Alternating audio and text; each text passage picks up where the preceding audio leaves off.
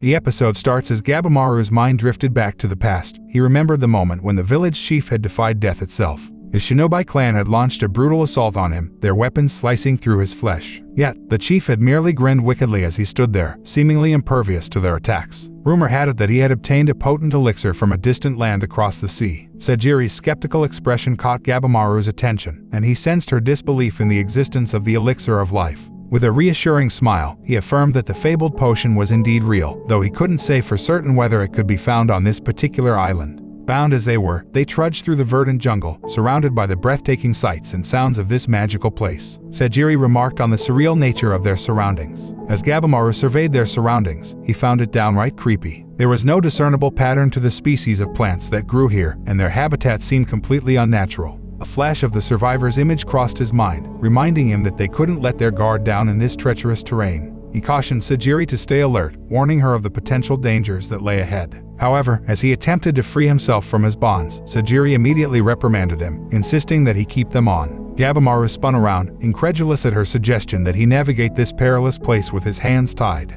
It was an impossible task, and he couldn't help but wonder if Sajiri had lost her mind. Sajiri made it clear that she was not Gabimaru's ally, but his executioner. His challenges were of no concern to her, and if he refused to cooperate, she would not hesitate to take his head. Gabimaru let out a weary sigh as she tied his hands, reminding himself that he was doing this for the chance to see his beloved wife once again. He was willing to endure any conditions to make that happen. Suddenly, a massive flail struck Gabimaru in the face, sending him hurtling through the air, which shocked Sajiri. The brutal attack had come from Kain, who sneered at Gabimaru for letting his guard down and assumed that he had taken him out for good. However, to his surprise, Gabimaru was still alive, despite the devastating blow. Sajiri asked Gabimaru if he was alright, and he replied that it was only his neck that had been dislocated during the attack. However, he drew her attention to their attacker's state, hoping that she would notice something important. Sajiri, however, misinterpreted him and started giving an exposition on the warrior monk, who had a reputation for stealing weapons from hundreds of warriors he defeated. Gabimaru interrupted her, pointing out that he was trying to draw her attention to his bound hands. Sajiri was momentarily stumped, unsure of what to do next. She decided to consult with Kisho, the senior member of their group, about why Kyuin's hands were not bound. Kisho responded with his characteristic nonchalance, explaining that they could bind Kyuin's hands during the journey back. He didn't want to argue with the prisoner about it, as it was a waste of time.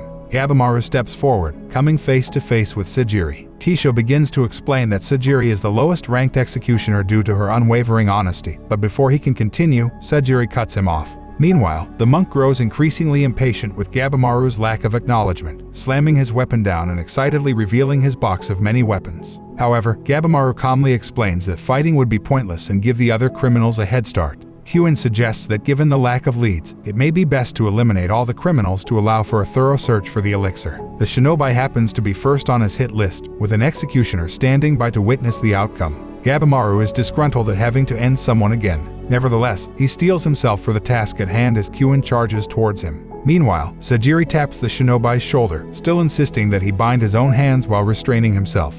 The first strike lands true, but the weapon shatters on impact. Undeterred, Kyuin lunges in with another weapon, only to have it meet the same fate. Gabimaru braces himself as Kyuin charges in with a ball and chain, which shatters on impact. Unfazed, Kyuin tries again with a thrust from his spear. By this time, the shinobi has finished tying himself up, and he expertly parries the attack, using the pole part of the spear as a lever to send Kyuin soaring into the air. As Kyuin falls, his weapons rain down on the ground. Gabimaru kicks one of the spears, which hits Kyuin and sends him crashing to the ground. The shinobi complains about how difficult it is to fight with his hands tied. Sajiri is amazed that Gabimaru ended the fight in just one blow, but everyone is stunned when Kyuin stands up laughing. It's then revealed that his armor is sewn directly onto his skin. Kyuin warns Gabimaru that he's only just getting started. The scene cuts away briefly as Kain exits, but when we return, we see human remains falling on flower petals, revealing the gruesome aftermath of Gabimaru's attack. The monk is suspended in mid-air, impaled by his own weapons. In contrast, Gabimaru stands unscathed and still bound, highlighting the stark difference in their fighting abilities.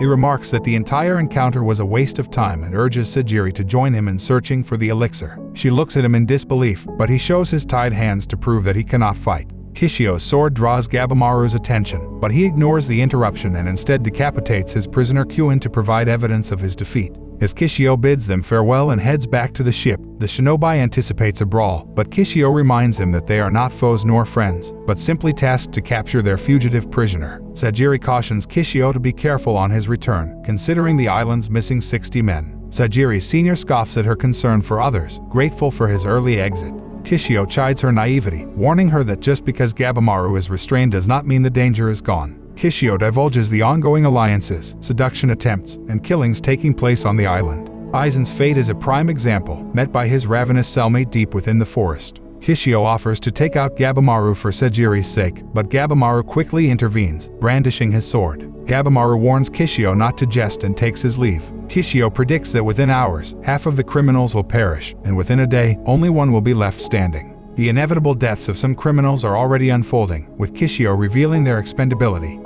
and the possibility of replacements. Gabimaru is intrigued when Kishio discloses that the shogun has contacted Gabimaru's clan, and Sajiri is advised that the outcome of this mission may determine the next head of their clan, and advise her to keep this in mind when dealing with the other executioners. As Kishio takes his leave, he warns her not to let her guard down around criminals. Casting a glance at Gabimaru, he reminds her of his danger despite their uneventful journey for the past few days. Lost in thought, she snaps back to reality as Gabimaru launches an attack on her. She barely manages to block it in time and questions his motives. With a chilling gaze, he confesses that he had hoped to end her painlessly. As Sajiri stares him down, she thinks she has finally figured out his true nature. Meanwhile, Gabimaru reflects on the day his parents wanted to leave the village. The chief warned him that emotions make a person weak and incapable of protecting anything, including precious things. With this in mind, he clashes with Sajiri, who reminds him that attacking her is against the rules. Gabimaru explains that in this situation, everything is about priorities. With the possibility of his clan's men arriving on the island, he must retrieve the elixir before their arrival, or all will be lost.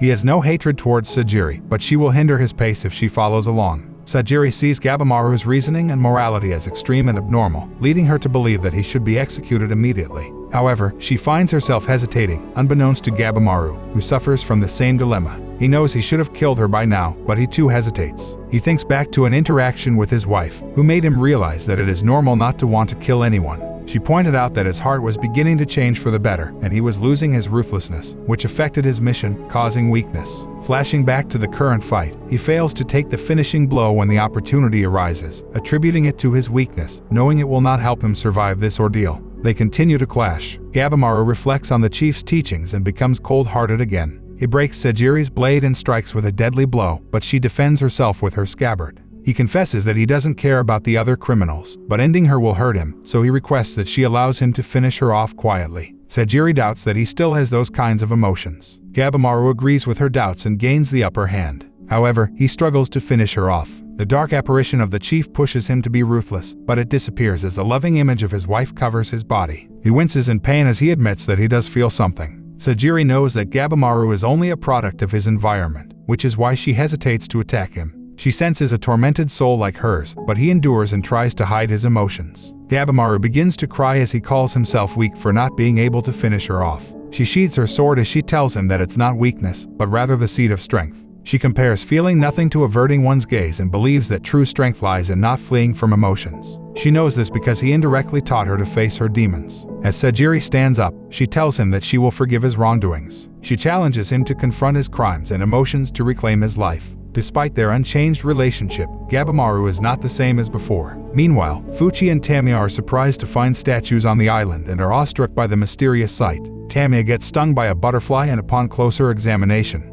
he realizes that the creature has a human face. In a flash of vision, he remembers the flower survivor. Without hesitation, the swordsman cuts his hand and destroys the creature. Fuchi is confused, but Tamiya points out that the butterfly is not from their world due to the human face. As a result, his amputated hand begins to grow flowers, and other bizarre creatures start to emerge. They come across a massive creature with hands coming out of its eyes. At the same time, Gabimaru and Sajiri find themselves surrounded, but by a fish-headed creature. Gabimaru asks her to stay back as he puts on his face mask, ready to engage in combat. With this, the episode ends here. If you missed the previous episode, then click on the right video. Please support us by turning on notification and subscribing our channel, Annie Explainer.